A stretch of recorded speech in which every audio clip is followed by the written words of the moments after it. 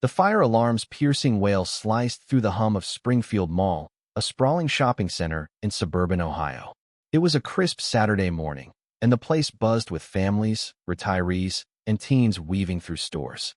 For Ellen Harper, a 52-year-old grandmother, it was just another day running errands with her three grandkids: Tommy, 6, Sophie, 8, and Jake, 10. They'd spent the morning darting between a toy store and a clothing outlet, the kids' chatter filling the air with energy. But when the alarm erupted, the mall's familiar rhythm shattered, replaced by a surge of urgency that made Ellen's heart skip. Something about this drill felt different, too real, too chaotic. Was it just a routine test, or something more? She tightened her grip on Tommy's hand, her instincts kicking into overdrive. Fire drills weren't new at Springfield. They happened every few months, a brief disruption before everyone returned to their shopping. But today, the overhead speakers crackled with a voice urging calm evacuation to the nearest exits, and the crowd's nervous energy was palpable. Ellen, a retired nurse with decades of handling pressure, kept her cool. She flashed a reassuring smile at her grandkids, though her pulse raced. "Stay close, okay? We're just going to walk out nice and easy," she said, her voice steady despite the blaring alarm. Sophie clung to her sleeve, eyes wide, while Jake tried to act tough, though his fidgeting betrayed him. Tommy, the youngest, whimpered, overwhelmed by the noise. The store they were in, a bustling department outlet, was packed with shoppers, some frozen in confusion, others rushing toward the registers. Ellen guided the kids toward the front, where a bottleneck had formed. People clutched shopping bags, their faces a mix of irritation and anxiety as they shuffled toward the exits. The line at the checkout crawled, and Ellen's stomach knotted. Time was slipping away, and the alarm's relentless shriek only heightened her need to get out. She wasn't about to risk her grandkids' safety for a drill that felt too intense to ignore. Then she saw her. A woman mid-50s, impeccably dressed in a tailored blazer, her arms loaded with shopping bags, stood at the front of the line, berating the cashier. Ellen didn't know her name, but her attitude screamed trouble. The woman's voice cut through the chaos, sharp and indignant, as she demanded that the cashier hurry up. Ellen's eyes narrowed. The cashier, a young man barely out of his teens, fumbled with the scanner, clearly rattled by the alarm and the woman's tirade. Ellen hesitated, weighing her options. The line wasn't moving, and the exit was just beyond the registers. She had to act. With a deep breath, Ellen stepped out of line, guiding her grandkids toward the front. She wasn't cutting to pay, she just needed to get through. The cashier caught her eye, his nod quick and understanding. But before Ellen could reach the door, the woman spun around, her face twisted with outrage. "Excuse me," she snapped, her voice dripping with venom. "What do you think you're doing?" Ellen froze, her heart sinking. The moment felt surreal, like the world had slowed to a crawl.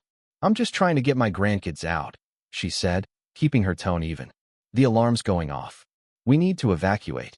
"The woman, let's call her Diane," scoffed, crossing her arms. "Oh, please. I've been waiting here forever. You can't just skip the line because you've got kids. That's not how it works." Her words were a slap, laced with entitlement that made Ellen's blood simmer. The alarm blared louder, and faint wisps of what looked like smoke curled in the distance. Was this still just a drill? Ellen's grip on Tommy's hand tightened. "Ma'am, this is a fire drill," Ellen said, her voice firm but calm. "It's not about the line. It's about safety." Diane didn't budge.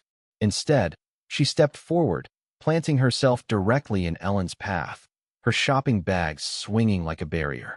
"I don't care about your little emergency," Diane spat. "I'm finishing my purchase. You'll wait your turn like everyone else." The words hit like a punch. Ellen's jaw clenched as she stared into Diane's defiant eyes. Around them, shoppers muttered, some shooting disapproving glances at Diane, others too caught up in their panic to care. Sophie tugged at Ellen's arm, her voice trembling. "Grandma, can we go?" Tommy's whimpers turned to sobs, and Jake's tough guy act crumbled as he inched closer. Ellen's patience frayed, but she took a steadying breath. She wasn't about to let this woman endanger her grandkids. "Ma'am, I'm not waiting," Ellen said, her tone now steel. "Move, or I'll go around you." Diane's eyes widened, as if Ellen's resolve was a personal affront. "How dare you?" she shrieked, spreading her arms to block the path further. "I'm not moving until I'm done. You think you're so special with your kids?" The standoff was electric, a clash of wills amid the chaos. Ellen's heart pounded, but her focus was razor-sharp. She couldn't reason with Diane. The woman was too entrenched in her world. With a gentle but firm push, Ellen maneuvered past, her grandkids in tow. Diane sputtered, yelling about rudeness and cutting, but Ellen didn't look back. The exit loomed ahead, a beacon of safety. As they spilled into the parking lot, the cool air hit Ellen's face, and relief washed over her. The kids were safe.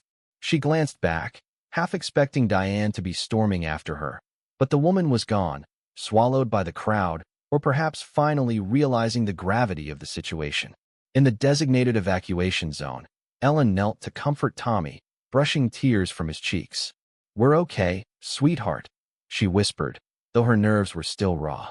Jake and Sophie huddled close, their usual chatter replaced by uneasy silence. The parking lot buzzed with evacuees, some chatting nervously, others staring back at the mall. Whispers about the incident at the register reached Ellen's ears. "Did you see that woman blocking her?" one shopper muttered. "Unbelievable," another said, shaking their head. Ellen didn't engage, but the weight of their words lingered. She'd done what she had to, but Diane's selfishness stood a reminder of how quickly civility could unravel. A middle-aged man in a flannel shirt approached, his expression kind but concerned. "You all right?" he asked. "That was some scene back there." That woman was out of line. Ellen nodded, managing a weak smile. "I'm fine. Just glad we got out." His validation was a small comfort, but the encounter with Diane still gnawed at her. How could someone prioritize shopping over safety in a crisis? When the all-clear sounded, Ellen led the kids back inside to finish their errands. But the mall felt different now, hollow, its usual warmth tainted by the morning's chaos. At the food court, she bought the kids burgers and fries, hoping the familiar routine would ease their tension.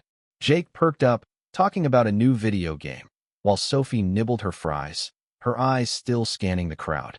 Tommy, finally calm, clung to Ellen's side. As they ate, a mall employee, a young woman who'd helped Ellen with a return weeks ago, approached. "I heard what happened," she said softly. "I'm so sorry. You did the right thing getting your kids out." Ellen's throat tightened. "Thank you," she said. "I just don't get it. How could someone act like that in an emergency?" The employee sighed. As they left the mall, Ellen reflected on the day. Diane's actions weren't just a personal slight, they were a mirror to a broader issue. In a crisis, some people clung to their own needs, blind to the greater good. But Ellen had chosen differently. She'd protected her grandkids, stayed calm under pressure, and walked away with her values intact. That was enough. Back home, as the kids ran off to play, Ellen sat with a cup of coffee, the alarm's echo still faint in her mind.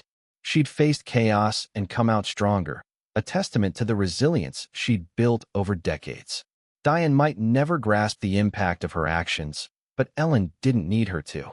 She'd done right by her family, and no amount of entitlement could take that away. What do you think about Ellen's story? Have you ever faced someone like Diane, whose selfishness put others at risk? Share your thoughts in the comments below, especially on how we handle injustice and entitlement in our daily lives. Let's hear your perspective. Your voice matters.